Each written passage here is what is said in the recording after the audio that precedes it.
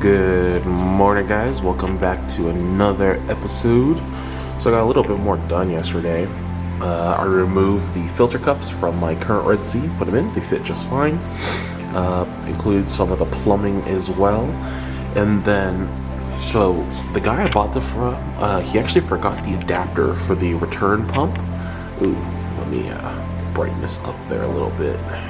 So he forgot the adapter for the return pump. So the one from my old tank is actually the same size, so I just grabbed it, put it in there.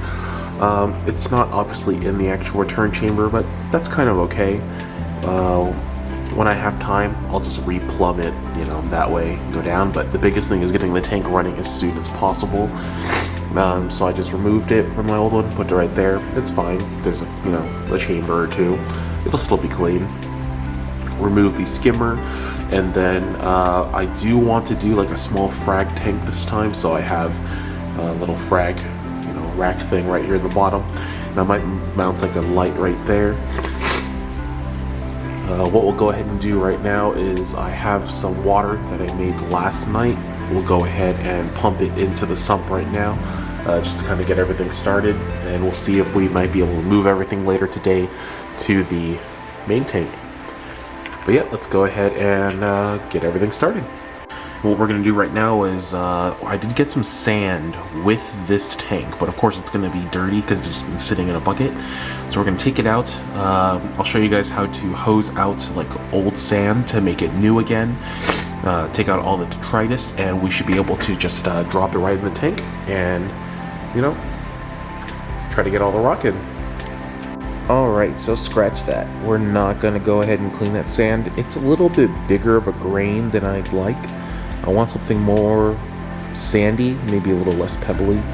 So what we're going to do is, I'm just going to buy a couple of new bags of sand and go ahead and shove them in. To the new tank, you don't have to, you know, cycle them or clean them or anything, because if I use the old sand from the original tank, what's going to happen is you release a lot of like dirty water or ammonia into it if I move it from one tank to the other. So it's better off if I just buy new sand, and then this old sand I'll just sell it with the new tank, I mean with the old tank. And then as you can kind of see there, I got a little lazy making buckets of water, so I just ran my RO line all the way to the tank, and it's just slowly dripping, and we'll let it drip like that for a couple hours. I want to fill it up to maybe about, I would say, at least halfway. Then I'll go ahead and move the rest of the water over to that tank. Same thing with the stump, you know, get them to the same salinity, move them over, and we should be dandy. Alright, so it's been a few hours. I filled up the bottom sump about halfway on the top right there, and what we'll go ahead and do is I'm going to turn off all the flow here on the main tank and start moving some of the rocks over to the new tank.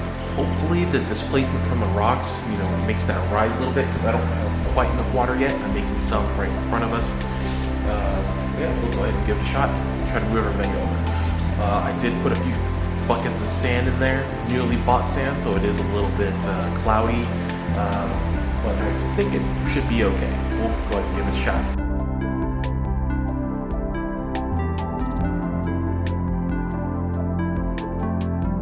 Alrighty, so I've actually moved most of the coral. I didn't really film it because I did a little, what do you call it, surgery.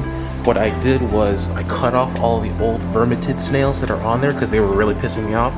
Got the whole body, the little bits and everything.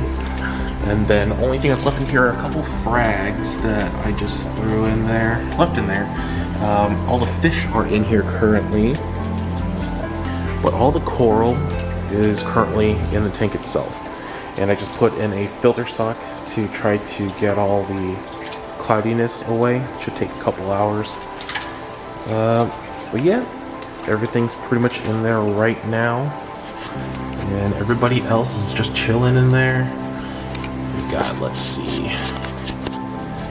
got my little mandarin, little firefish sticking his head out.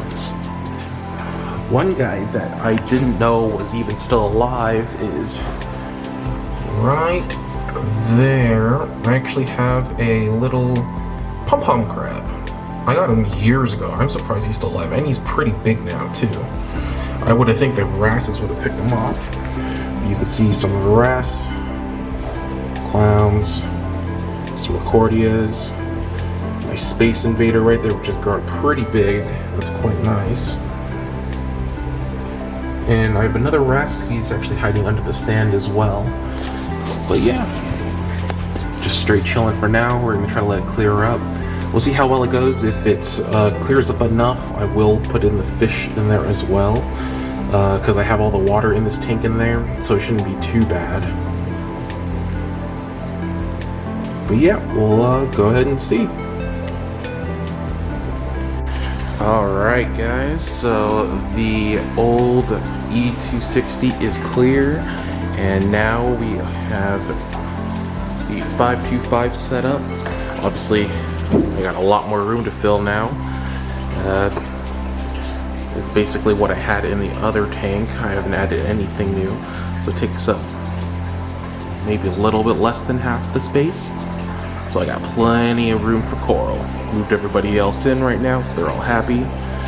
But yeah, time to get rid of this guy. We've had him for a while, and he's definitely done me well. Ooh, one last thing to remove. The Baymax tank is no more. I'm gonna get some tape. I'll just tape it there. It's really cute. But yeah, thank you guys for watching. Once we finish once I get to it, the rock work, we'll do another update then, because I still need to fill this side out. You guys have a good night.